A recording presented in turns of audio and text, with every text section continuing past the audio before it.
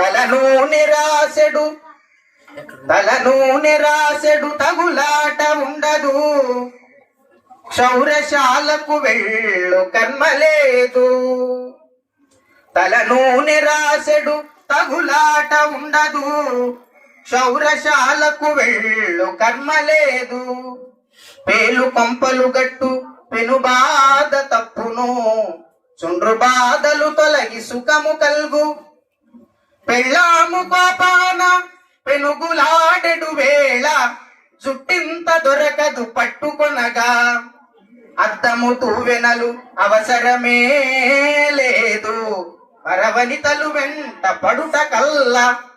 కడకు కుంకుడు సీకాయ ఖర్చు మిగులు, తలకు స్నానంబు చేయుట సులభమౌను.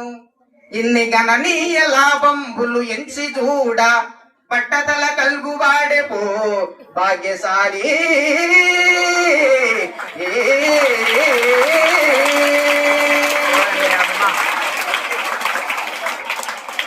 చెప్పదలుచుకున్న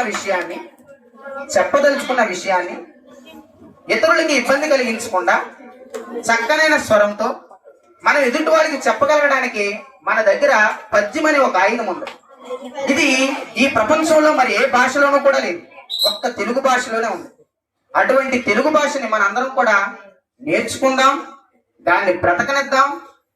మనం ప్రతిరోజు ఇంటి దగ్గర మాట్లాడే మాటల్లో